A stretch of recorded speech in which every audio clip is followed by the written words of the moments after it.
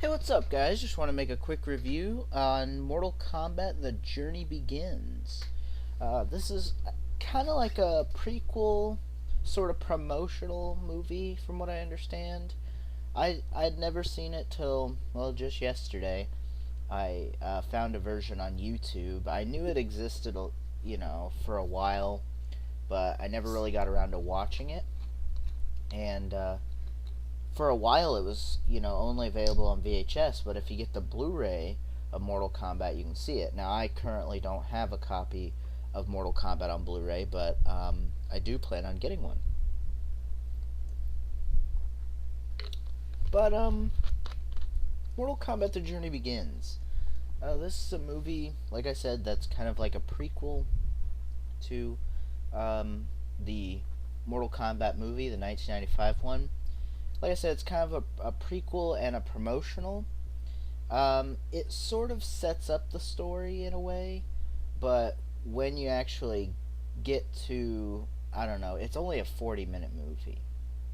And once you get down to, you know, 35 minutes of it, the last, 5 minutes or so, or actually at the end it says, and here are the combatants, and then it gives you a list of all the combatants, Sonya, Johnny Cage, Liu Kang, all of them, the good guys and bad guys, and then it just rolls the credits of the tape. So it's not a full movie like you might think, but it's still worth a watch. It's partially animated and it's partially CG, so most of it's kind of in a sort of traditional animation style. Kind of reminds me of Scooby-Doo in a way. Just kind of those kind of, fun, careless sort of cartoons that were just, real fun back in the day. It just kind of reminded me of that. Voice acting is pretty decent. I didn't have a problem with it. Um, there is there's a thing with Scorpion and Sub-Zero I want to talk about. They had a thing where on the movie, Shang Tsung actually says, Scorpion and Sub-Zero. He says something like the what is it? The biggest of enemies, but slaves under my power. Now they actually explain that in this movie. Scorpion is just supposed to kind of work together with Sub-Zero so he can kill Sub-Zero. Um, so that's pretty much what it is, and he's like, I know you want to avenge, your clan from Sub-Zero, but you can't kill him yet. You gotta defeat the other warriors. Then if you want, kill Sub-Zero. So that's kind of interesting. Um, but yeah, basically it just starts off on the boat. They ride the boat, and then of course it's Johnny Cage, Liu Kang, and Sonya just riding the boat. Then they first encounter Sub-Zero. Sonya first encounters Sub-Zero. Then later on, they encounter Scorpion. And then Raiden shows up and, tells Shang Tsung that, tried to attack my combatants and all that. And, oh, I wasn't, they weren't combating, they were just talking or something. He says something like that. And I thought that was kind of funny, but, yeah, it starts off like that, and then you get some intermingling cutscenes that are CGI, which are pretty cool. Uh, and by pretty cool, I mean in the sense that, okay, hey, they tried to do some CGI. I'm not really sure if it looks good or bad. I mean, it looks like 90s CGI. But the fact that they at least tried to do something with it, and they did put some fight scenes in, I respect that. I mean, to me it looks crappy, but I don't really think about it because it's, it was in the early days of 3D, so I don't try to put too much on it. But, it's a very good storytelling movie. If you want a piece of Mortal Kombat material that, talks about the story, it's very well done in that regard. Um, it tells you a lot of stuff that you probably wouldn't know. Um, they talk about everything. They talk about Goro's history, which I actually didn't know, but they talked about that. How Goro fought his, I think it was his brother, uh, to make his father proud or something. Took some stone or whatever. Again, if you watch it, you'll know what I'm talking about. And for those of you who have seen this, you know what I'm talking about. But I mean, that's pretty much it. I mean, it's just you know fights and storytelling. Um, Towards the end, they kind of get into this scuffle with all these Takartan characters. Um, you have, and at first I thought, oh, there's just one there. It's gonna be Baraka, but it was just a bunch of random dudes. But they fight them, and I think they fought Sub Zero and Scorpion.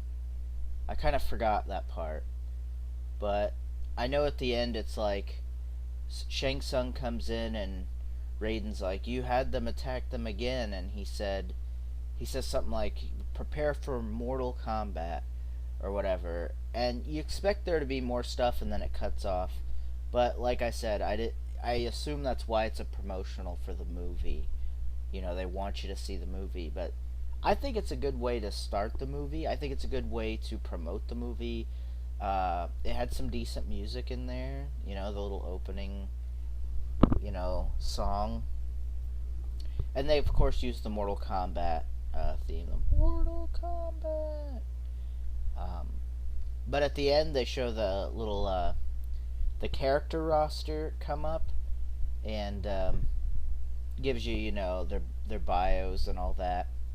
Little stats information, and at the end it shows like the finishing move at the bottom, and it seems that they've intermingled MK1, 2, and 3. So this must have been out, right before the movie, but obviously not when Ultimate Mortal Kombat 3 was out. So that's kind of interesting because they go into some of the fatalities and some of the moves. Like Sonya, it said, she has the kiss of death and the, what was it, purple spheres or something, and that's from MK3. Sub Zero was talked about, and he had, the spine rip, the freeze with the uppercut, the ice ball that he throws into him and explodes in MK2, and then he had the ice breath and the like backbreaker. And then they had special moves, and you can tell all that stuff's from the various games, which is nice. It's nice to see it documented at the end. But I definitely say it's worth a watch. CG is probably the only thing bad about the movie. And the ending being a little bit disappointing. So take that for what you will. But yeah, I mean, I think that concludes this video. There's really not much to say. It's 40 minutes long. Just search it on YouTube if you really want to watch it. That's how I found it. I just thought, hey, I haven't seen this yet, and I figured, why not? I'll go ahead and watch it. And I just checked to see if it was on YouTube, and it was. So that's really cool. Like I said, guys, you should definitely check it out, especially if you haven't seen it and you may have already seen the movie. And if you haven't seen the movie, I'd say even watch this before you watch the movie. Of course, I think the Mortal Kombat movie's a little bit better than this. But it's still a good watch. It is still worth one watch. I found it to be entertaining. It's very knowledge, based. Like, it's very story based. So you gain a lot of knowledge from the movie. It's not like you're just like, oh, okay, same old song and dance. I know it's about a tournament, blah blah blah. But it's not. It's got extra little things. There's one funny thing, I guess, to close out on. Raiden says the Lin Q, and of course everybody knows it's Lin Kuei, but For whatever reason, he called it Lin Q. I guess they thought the E and I were silent, but that was always kind of... I seen that in the comments. Everyone's like, Lin Q. And it's just kind of a funny thing to make fun of. But just wanted to end it on that. Again, definitely recommend checking it out.